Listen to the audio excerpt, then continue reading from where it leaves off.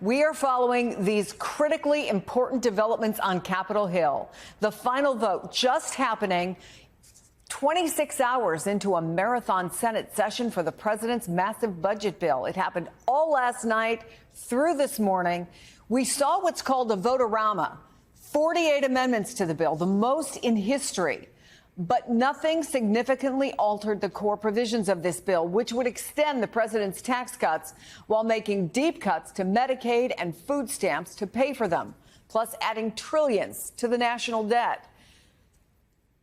Republicans could only afford to lose 3 votes. Vice President J.D. Vance came in earlier today to serve as the tie-breaking vote if needed. Joining us now, NBC's Melanie Zanona, who is on Capitol Hill. Monica Alba is in Washington for us, covering the White House. Tim Miller is an MSNBC political analyst and host of the Bulwark podcast.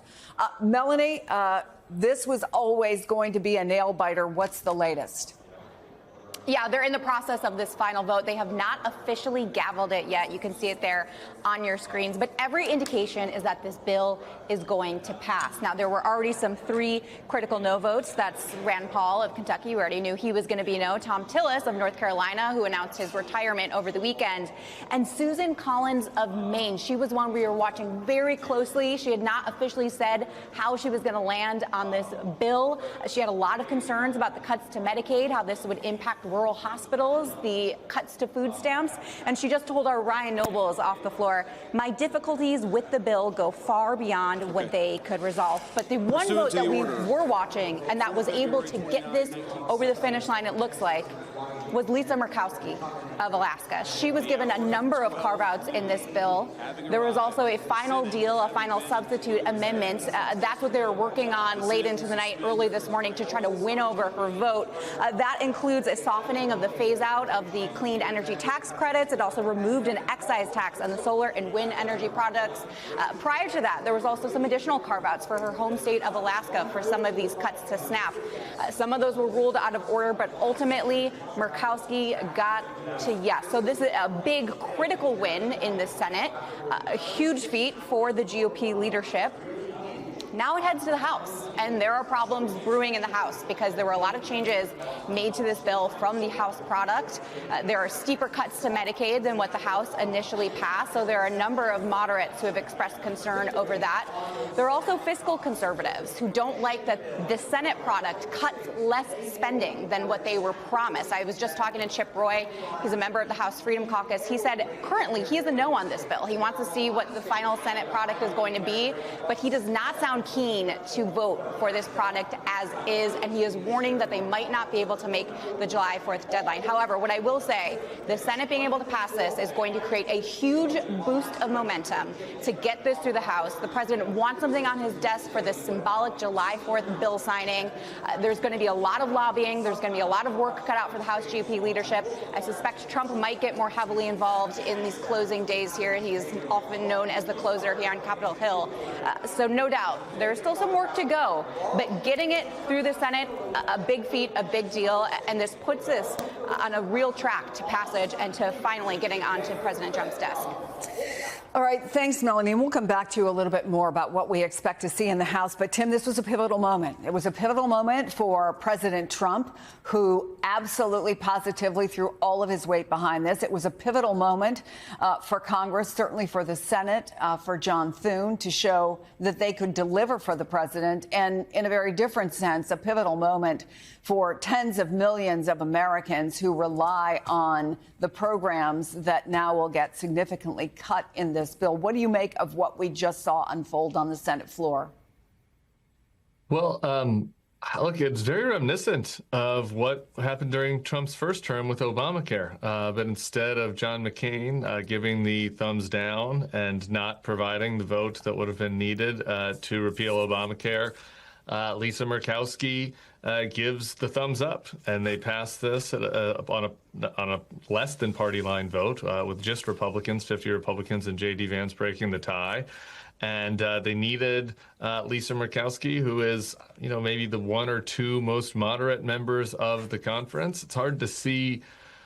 it's hard to kind of wrap your head around like how Murkowski could support the broad effort elements of the bill, additional funding for ICE, huge increases to the deficit, tax cuts that are going to disproportionately help people at the top end of the income scale, not too many of those in Alaska.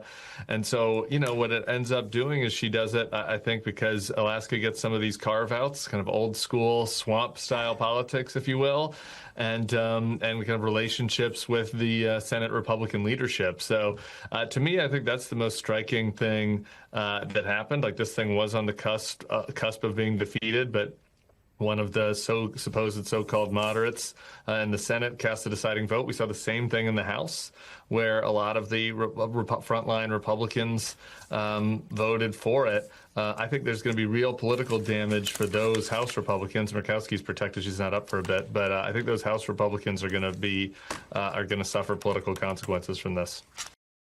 Those of you who are just joining us, the jury has reached a partial verdict in the Sean Combs trial. Let's bring in NBC's Rahima Ellis from outside the courthouse in New York City. Rahima, it is my understanding you were in the overflow room as that note came in from the jury. What can you tell us about the mood inside the room? It was a surreal moment to be even in the overflow room and watching what was happening inside the actual courtroom. The attorneys for Sean Diddy Combs were huddled around him. They were standing, he was seated. They put their hands on his shoulders. A couple of the attorneys, they clasped their arms around one another. His head was bowed. There was a lot of conversation. There was agitated conversation from one attorney and exaggerated. We didn't know at that moment what was going on, but apparently the attorneys knew that there was a partial verdict that had been suggested by the jury. And it was a moment that was almost breathtaking in that his mother was behind him prior to more information coming out, perhaps. She was leaning back with her arm over of the chair that she was on. And then a moment changed and she sat up more straight in her chair and looking. She had on sunglasses, so you couldn't see what was in her eyes. But you could get a sense that this was a mood that was uncomfortable for Sean Combs. It was a mood that says they were uncomfortable for his attorneys. They don't know what it is unless they know something more than we know right now. But the word is that we would hear the verdict. If it's going to be determined that they will read the verdict, it would be read in the open courtroom. But it was a very uncomfortable, unsettling moment to watch this man who had risen to such extraordinary heights in his career, in his business, in the world, in terms of popularity, to see him so humbled, if you will, with others standing around him, trying to comfort him, and again, not knowing why. We don't know what the verdict is. We only know that there is a partial verdict. And knowing that there is a partial verdict, Alicia, has created a tension and anxiety in that room, that even though I wasn't in that room watching what was happening, it was palpable. Rahima Ellis, I'm going to ask you to stay with us as we keep all eyes and ears on that courtroom. But for now, let's bring in former Criminal Division Deputy Chief at SDNY, MSNBC legal analyst Christy Greenberg. She spent hours in the courtroom witnessing testimony in this case. A few questions for you, Christy. One, walk us through these counts and remind us of the bar that had to be cleared in order to prove the racketeering conspiracy. So the one count that they are stuck on is the racketeering conspiracy count. That's count one. And for that count, the prosecutors need to show that there was a criminal enterprise here. And what that means is that there was a group, there was an organization of people working together with a common criminal purpose and a common course of criminal conduct. And they have to prove two different offenses for racketeering activity. Now, by two, meaning two acts. So, for example, one of those is drug distribution. If they can show that Combs and other co-conspirators distributed drugs twice, that would count towards the racketeering conspiracy. You could check that box. And notably, the jurors asked about drug distribution. They asked for a clarification on the jury instruction. That is the most straightforward racketeering act that was charged as part of the racketeering conspiracy. So I thought that was notable, and it seemed to suggest that the jurors were looking at the lowest hanging fruit to get them to the racketeering conspiracy. But what's also notable for the racketeering conspiracy is that the jurors came back and said, look, we're deadlocked here because there are certain jurors that cannot be persuaded. That follows on another jury note that we got yesterday, where there was a problem with one juror in particular where they said after less than 2 hours of deliberating, there's one guy who cannot be moved, and he's not following the judge's instructions. So it seems like maybe that's where the tension is on that racketeering conspiracy. As to the other counts, 2 counts of sex trafficking, of both one for Cassie Ventura and one for a Jane Doe, and then 2 counts of transportation for prostitution, again for Cassie Ventura, one for Jane Doe. And for sex trafficking, you need to show that Diddy used force, fraud, or coercion to cause them to engage in the sex acts, the commercial sex acts, these freak-offs. And then for transportation for prostitution, they don't need to show that these were non-consensual. All they have to show is that he was knowingly arranging for the escorts and for the women to cross foreign or state lines for the purposes of engaging in prostitution. And so that count is the least serious count. It's the one that doesn't carry a mandatory minimum in prison, and that's the one that would be the clearest for them to pass that hurdle. But it sounds like, again, the jury has a verdict on 4 counts. Generally speaking, they have been deliberating for 2 days. The jury requested information that was very specific with respect to incidents where the prosecutors alleged force and coercion were used with respect to Cassie. As a former prosecutor, I can tell you, listening to what they requested in the transcripts, that is a good sign for the prosecutors. They were focused on exactly what the prosecutors want them to focus on in those transcripts. And so I feel, given the timing, that we're only 2 days into deliberating, that's relatively short for a case that's gone on for over a month. Given the time of deliberation being relatively quick and the fact that they were asking about the right things, I feel pretty confident that that there is a likely conviction on the sex trafficking counts and the transportation for prostitution counts, at least as to Cassie Ventura. The fact that they didn't ask anything about Jane suggests, hard to say, but again, given the quick timing, that you're likely to see convictions there as well. So again, we'll wait and see, but it sounds like from reports of what is going on inside the courtroom that the defense attorney have a very similar take, because it sounded like Combs's head was hanging. It sounded like he was, very emotional, that his attorneys were hugging and were kind of surrounding him. They clearly think this is bad news as well. Good evening from New York. I'm Chris Hayes. There's a meme I see on the internet all the time. You might have seen it too. It is a post by the satirical social media outfit, cousin of The Onion, called Clickhole. And it's a photo of this very serious looking man with the headline, "Heartbreaking. The worst person you know just made a great point." On social media, this can indeed be heartbreaking. It can be heartbreaking in real life. And that post has taken on a life of its own over the last few years. So every time someone that folks really don't agree with suddenly shows up on their side of the issue, well, this poor guy gets his photo posted. A few years back, reporters actually tracked down the man pictured in that stock photo that had become a meme. Turns out he's a Spanish marketing specialist who has eventually made peace with becoming an online icon. And 7 years after its first appearance, man, that guy's face is getting a real workout, as plenty of the worst people you know have been making some very good points about Trump, say, ordering the bombing of Iran. From Matt Gaetz to Marjorie Taylor Greene to Tucker Carlson taking Ted Cruz out to the woodshed.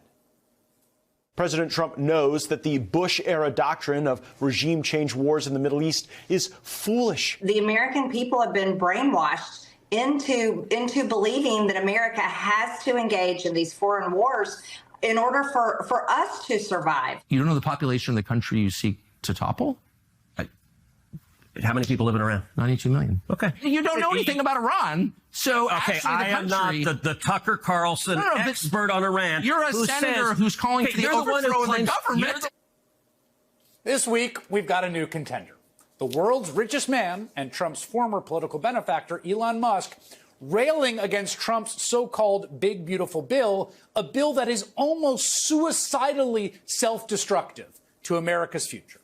A bill that is right now, as I speak to you, on the verge of becoming law after passing the Senate today on a 50-50 tie that was broken by Vice President J.D. Vance. On and off over the past month, Musk has blasted the bill as fiscally irresponsible, full of insane pork that is damaging to America's future. Last weekend, as the Senate hurriedly marked up their version of the bill, including a provision that kills subsidies for solar and wind energy while boosting coal and oil, Musk posted to social media, "The latest Senate draft bill will destroy millions of jobs in America and cause immense strategic harm to our country.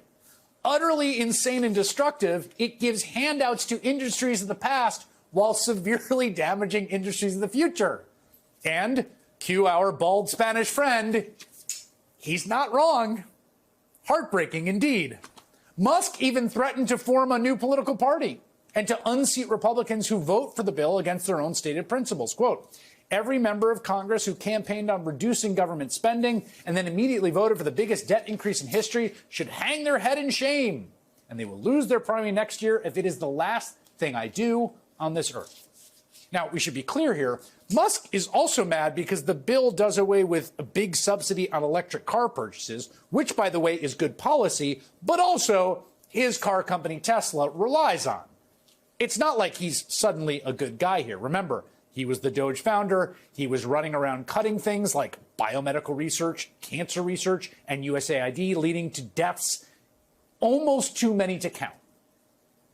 That said, again, cue our meme dude, what he's saying about the irresponsibility of the Trump bill, especially about its totally backwards, self-defeating energy agenda, is completely correct. The worst person you know just made a great point. And Trump, for his part, is not happy with Musk's criticisms. I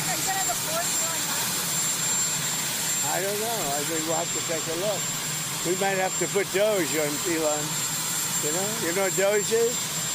Doge is the monster that might have to go back and eat Elon. Wouldn't that be terrible? He's not going to get his mandate, and he better be careful because he might not get anything else. Too. You know what that means, right? Also, just to complete the full circle here, Trump is right that Doge is a monster, also right that Musk relies on a lot of federal dollars, something that all of us were pointing out for months as Donald Trump was touting what a great job Elon was doing. I mean, here's the thing. The way I understand it is the Trump administration and the Trump presidency is so rife with so many bad ideas in so many directions that every day they're always turning some of the world's worst people into sensible-sounding critics by the sheer madness of their undertakings. This big, ugly bill is no exception. I mean, it really is just astoundingly terrible in every direction, gobsmacking. It doesn't just take the country backwards in terms of energy policy, although that might be the most crucial civilizational challenge we face. It enshrines trillions of massive tax cuts that primarily benefit rich people and corporations, also benefit people who inherit estates over $50 million, very important constituency. And that is financed only in part by devastating cuts to health care and food assistance for poor and working class Americans. Depending on the estimate you listen to and the iteration of the bill that you're looking at, we'll see in the final analysis, something between 12 or 17 million could lose health care, according to the Congressional Budget Office. Hospitals will be defunded. And even with those cuts, the bill adds more than $3 trillion to the deficit over the next decade, also according to CBO. The other thing you should know about this bill is that no one is buying it. This isn't one of those situations where they've pulled off some massive, successful hoodwinking. It is wildly unpopular. And then when people are pulled on its actual substantive provisions, right? Like, here's what the bill does, the giveaways to billionaires, the hits to programs for the poor, the sick and the elderly, it pulls even worse. Right now, this truly toxic agenda, both in the politics and the merits, is being held together through the sheer force of an institutional Republican Party devoted to the plutocrats and Trump's ability to bully party members into submission. If you've been following the fight over the bill, you will find oddly sensible statements from far-right Republicans over the bill's fiscal irresponsibility, which it is. It will blow up the deficit, and that might actually have some really negative consequences given where we are with interest rates. You'll see people blasting it from the center over its draconian cuts to services. I mean, here's the thing. The bill is so bad that even the person who provided the crucial vote today, like the one singular vote that made this thing pass out of the Senate, can't defend it. She knows it's bad. Here's Alaska Republican Senator Lisa Murkowski. Do I like this bill? No, because I tried to take care of Alaska's interests. But I know that in many parts of the country, there are Americans that are not going to be advantaged by this bill. I don't like that. I mean, this is a sitting senator defending the bill by saying, do I like this bill? ? No. Today, Murkowski even told reporters off camera she doesn't actually want the version of the bill that she voted for to become law, and hopes the House undoes some of the damage in the bill that she and her fellow senators did. Democrats, understandably, pounced on that statement. Listen to this quote from Senator Murkowski, who just caved and voted for this bill. And you got to love this. She said, quote, "My hope is that the House is going to look at this and recognize that we're not there yet," end quote. I mean, my question to her is, if you really believe that, then why the hell did you vote for this bill? Republicans are still voting for this toxic agenda, this toxic MAGA Republican agenda, even when they know and will articulate openly it's bad for Americans. Josh Hawley wrote an op-ed that said it's bad to cut Medicaid, and then when he voted for the bill was like, we got to have a serious conversation about how bad it is to cut Medicaid. The only silver lining, and it's a real one, is that voters do seem to be paying attention. They are mad, and they are poised to force Republicans to answer for this vote, their votes on this one.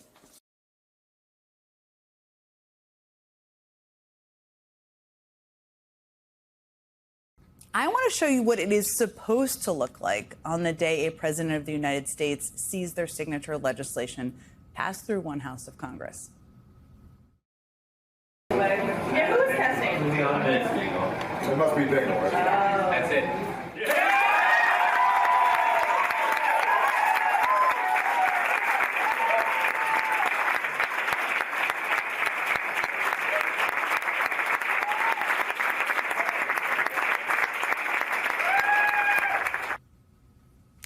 So that was the scene in the Roosevelt Room in the White House the day that the Affordable Care Act finally passed the House. It's probably very familiar to everybody watching.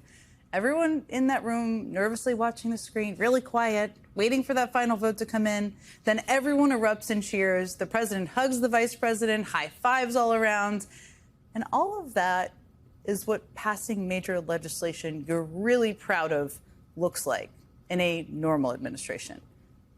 You kind of have to wonder, if and when Donald Trump's big, ugly bill passes the House and reaches his desk, will there be hugs and high fives?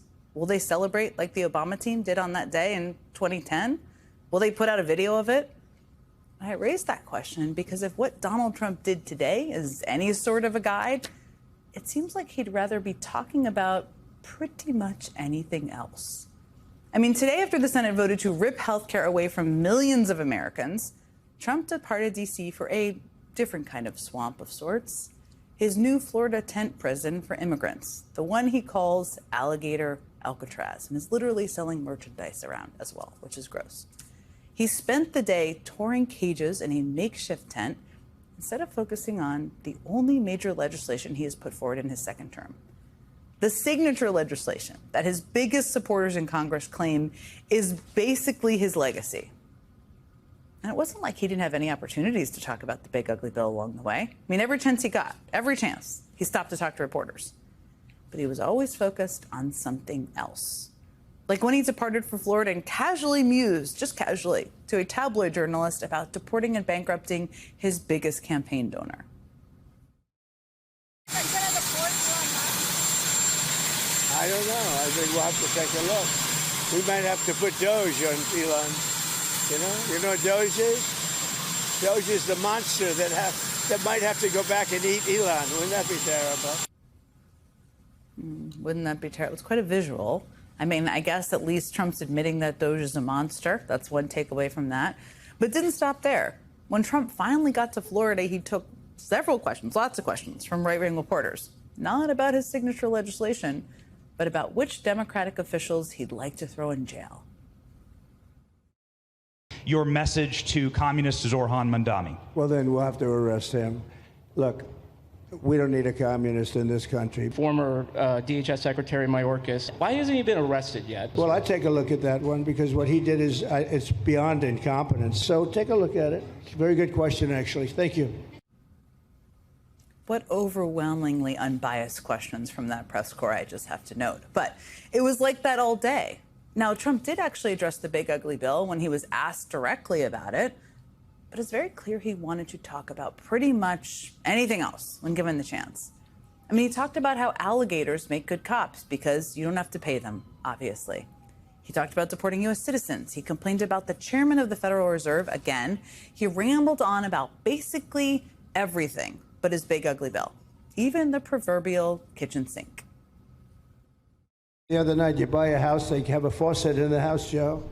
And the faucet, the water doesn't come out. You have a shower head, the shower doesn't, you think it's not working. It is working. You have to stand in the shower for 20 minutes before you get the soap out of your hair. I mean, you wash your hands, you turn on the faucet, no water comes out. You're washing, the water barely comes out. And washing machines.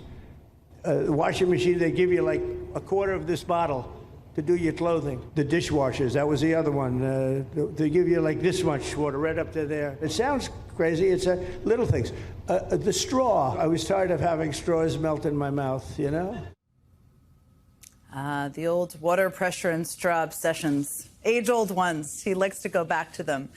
I mean, but there's a reason Trump spent the day complaining about water pressure and straws and whatever else he was talking about, not having to pay alligators. It's because he didn't want to talk about celebrating the passage of his big, ugly bill in the Senate. When the Obama administration passed the Affordable Care Act, we were celebrating the fact that tens of millions of people would have access to health care after a very long, hard-fought fight to get that done. We were giving people something they needed. That was the reason. That's why Barack Obama wanted to be president, in part. That's why a lot of people wanted to work there. We were giving people something that they didn't have before. But Trump and his allies in Congress aren't giving people something they need. They're taking it away. I mean, they're taking away health care from 11 million people. They're taking away food assistance from millions of needy Americans. They're taking away clean energy subsidies that support real jobs and lower people's energy bills. Obviously, that isn't something to celebrate. It does nothing good, nothing at all. And on some level, I guess some Republicans seem to realize that, even if it's just the politics of it. I mean, Republican Senator Josh Hawley voted for this bill today, even after he described it like this just 3 days ago. We can't be cutting health care for working people and for poor people in order to constantly give special tax treatment to corporations and other entities. I mean, that guy voted for the bill again. That requires more time to even discuss. But he's not only the only one. I mean, Alaska Republican Senator Lisa Murkowski also voted for the bill today, as you all know. Turns out she's not John McCain. And here's what she had to say about it. Do I like this bill? No. I know that in many parts of the country, there are Americans that are not going to be advantaged by this bill. I don't like that. Can you talk about your thought process in deciding to vote for this bill? Agonizing. My hope is that the House is going to look at this and recognize that we're not there yet. And I would hope that we would be able to actually do what we used to do around here, which is work back and forth between the two bodies to get a measure that's going to be better. I mean, what? It's maddening. You are not powerless, Senator. You were the deciding vote in the Senate. And your answer is that you are counting on the House to make it better? I mean, the House that is either run by Trump's little buddy Mike Johnson or Marjorie Taylor Greene or someone else like that, depending on the day. Good luck with that. That's not happening. And then there are those who have just decided, what the hell? I'm going to just publicly embrace the cruelty. Mitch McConnell reportedly told his colleagues that people who lose their health care will get over it. And just as a note, that guy, and we spoke to the governor of that state last night, Mitch McConnell represents a state where 200,000 people will have to get over it, I guess, when they lose their health care. And of course, who could forget Republican Senator Joni Ernst, who responded to constituents who were concerned about losing health care with this. People are not, well, we all are going to die. So, for heaven's sakes, folks. That doesn't get weirder the more you watch it. But that statement she just made was, until today, probably the most callous thing any Republican has said in defense of this bill. But today, Vice President J.D. Vance managed to outdo her somehow. And what I think might be the most telling defense of this bill yet, in a tweet, which I just have to note, means this wasn't a verbal slip after not getting enough sleep. He wasn't caught by a reporter in the hallway. He actively wrote this out and then posted. The CBO score, the proper baseline, the minutia of the Medicaid policy is immaterial compared to the ICE money and immigration enforcement provisions. Immaterial. That's what he's talking about, Medicaid cuts. In other words, what he's saying there is that the 11 million people who will be kicked off their insurance and the hundreds of rural hospitals that could close, that's trivial to J.D. Vance. It's minutia. And will all be worth it when this bill pours hundreds of billions of dollars into pulling people off the streets, putting them in overcrowded facilities, and disappearing them out of the country, all in the name of Trump's cruel immigration policy. That's basically what the Vice President of the United States tweeted. And I think that is telling for a lot of reasons. I mean, consider this moment from the presidential campaign, when a voter in Wisconsin asked J.D. Vance about his plans to increase access to health care in rural areas. What concrete plans would your administration have to protect rural health care access? So there are a couple things here. So first of all, this goes back to the immigration issue. Now, you might not think that rural health care access is an immigration issue. I guarantee it is an immigration issue because we're bankrupting a lot of hospitals by forcing these hospitals to provide care for people who don't have the legal right to be in our country. We've got to stop that. Kick these illegal aliens out, focus on American citizens, and we will do a lot to make the business of rural health care much more affordable. First of all, what J.D. Vance just said there about immigrants burdening rural hospitals and forcing them to close is flat out wrong. And many fact checkers pointed that out at the time. But let's just pretend for a second that it was true, because I have a point here, I promise. J.D. Vance's argument is that Trump's cruel mass deportation agenda would be carried out in service of keeping rural hospitals open. That's his argument, of making sure Americans had access to health care. But today, he basically says the opposite. He says that actually rural hospitals have to close and people have to go without health care in service of carrying out Trump's cruel mass deportations. That's his point. See, the cruelty isn't just the point. It's the priority. It doesn't matter how many American citizens and Trump voters wind up as collateral damage, and millions will. And that is why Trump spent the day at a swamp prison for immigrants instead of celebrating the Senate's passage of this bill. The senators who voted this bill know it's just another part of Trump's cruel and callous disregard for people living in this country. And they've voted for it anyway, too. But tomorrow this bill heads back to the House, where every single person who votes for it will have to face voters in next year's midterms. And Democrats are doing everything in their power to keep the public's attention on this bill, who it will hurt and how it will hurt them. The presidency is famously a full-time job.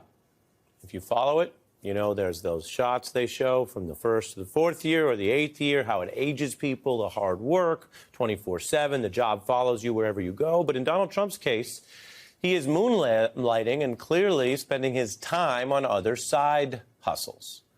We are in the middle of this governing period, but Trump is trying to enrich himself. He has a new fragrance line called Victory 45-47, referencing the times when he actually did win the Electoral College. You'll notice 46 is not a part of it. $249 a bottle is steep for any fragrance. Trump says the product is all about winning, strength, and success. And he has been doing this kind of branding exercise for a long time, a kind of a language all unto itself. When it comes to great steaks, I've just raised the stakes. My new game is Trump, the game. The God Bless the USA Bible. At Trump University, we teach success. That's what it's all about. That's the real deal. That's the real deal. Today, we're here to introduce Trump Mobile. We are announcing the launch of Trump Coins, a true symbol of American greatness.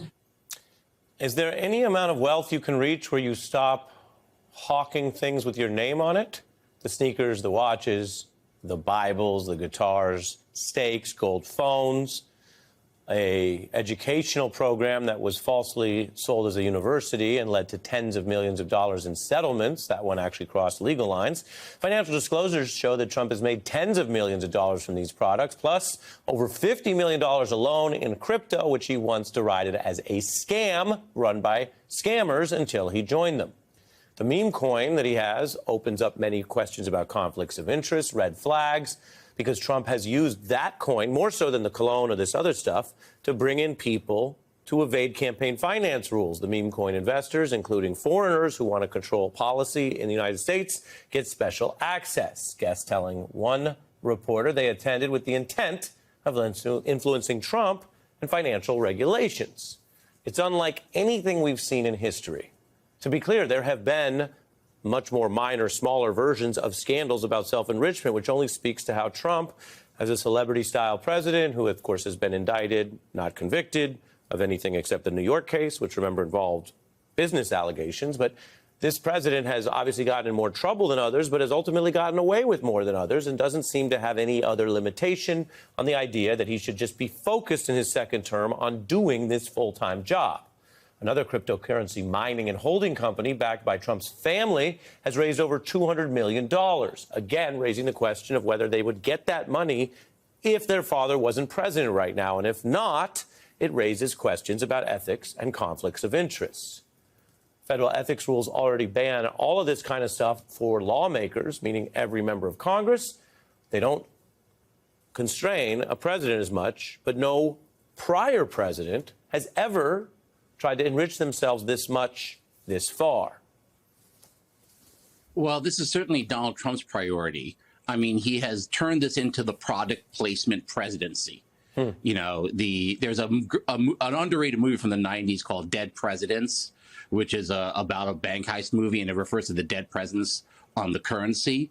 Well, this president cares nothing more than about the dead presidents. About the dead presidents. Also, if I may, Che, I know the movie. Big Rick Ross song, Dead Presidents. And back on Nas's Illmatic, early 90s, he said, I'm out for presidents to represent me. He meant dead presidents, a sign of wealth. I appreciate your references. Yeah, it's a very underrated movie, I believe, by the Hughes brothers. It was their follow-up to Menace to Society. Yeah, a very hip-hop movie. I don't know if that's why it occurred to you, but we welcome that on the beat. All movies, of course. Well, yeah, it's also a heist movie because that's kind of what Donald Trump has been doing with his presidency. He has been legally heisting money into his own bank account. And there is definitely a policy dimension to this. I mean, why is this legislation going through Congress? Why is Donald Trump pushing these huge tax cuts coupled by these Medicaid cuts that will gut rural hospitals and nursing homes? Because he stands to personally benefit from it. His family stands to personally benefit from it. If you go back to the first term, why did he go along with Paul Ryan's tax cut? It's because he got a tax cut. That explains virtually his entire presidency. It's all about himself. It's all about me. And I think that mentality, you see it now seeping into Republicans. I mean, Lisa Murkowski, you know, she was basically like, I'll vote for this as long as Alaska's okay. Forget about the other 49 states in the country. It's all about Alaska. It's all about my prospects. That bloodthirstiness has become a big part of MAGA. I wonder if you've been a Democratic advisor for so long, whether you think there's a political vulnerability here, because there are some issues where in government people might do what they think is right. But it's an open question whether Stephen Miller cares about whether they're being really tough with ICE enforcement. He would agree with his critics. He would say, yes, that tough and tougher, which doesn't mean he's right about the politics, but he certainly welcomes that brand. Here it's the opposite. It may be very obvious to people in the factual landscape what we just went through. I reported some of the numbers. But politically, Trump seems intent on telling people he's not doing this stuff for his benefit, which is a lie. He's lying about how the crypto scheme and other things work. Here's his White House press secretary. I think it's frankly ridiculous that anyone in this room would even suggest that President Trump is doing anything for his own benefit. He left a life of luxury and a life of running a very successful real estate empire for public service. It's absurd for anyone to insinuate that this president is profiting off of the presidency. This president was incredibly successful before giving it all up to serve our country publicly. His profiteering through the government seems to strike a nerve there. And what she's saying is fact check false. Whatever his prior job was, he has been the most blatant in abusing power to self-enrich. I'm not saying he's been convicted of a crime there. We can talk about how the rules work. But she is wrong to deny it. It's all been counted up. Yeah, I mean, Donald Trump was not a billionaire 10 years ago, but he's certainly a billionaire, a multi-billionaire now.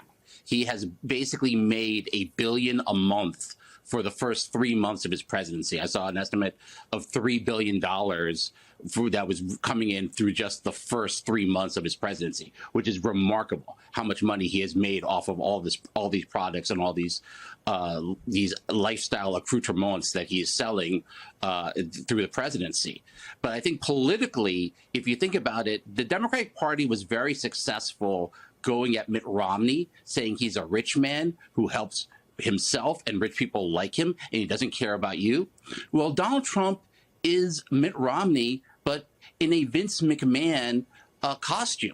And we are being thrown off by the Vince McMahon element of Trump because he associates himself with all of these different cultural pursuits like professional wrestling and ultimate fighting. You know, we see that, we see his style, and we don't really see his actual policies. His actual policies are all about enriching him and people like him. Yeah. So if he's Vince McMahon mixed with Romney, who is Fiddler on the Roof Tevye? You know, that's an interesting question. Bernie, you maybe. know, I would actually, what? I said maybe Bernie. Yeah, I think, yeah, you're right. Actually, you know, Bernie actually does have that aspect of it. And you look at like how Donald Trump has enriched himself and how this legislation is moving to enrich more billionaires like him. And you wonder, why did so many young people vote for Zoran in New York? They're just completely turned off by all this politics that we're seeing in Washington. And they're also unhappy with the Democratic Party that is not making a strong, aggressive case against it.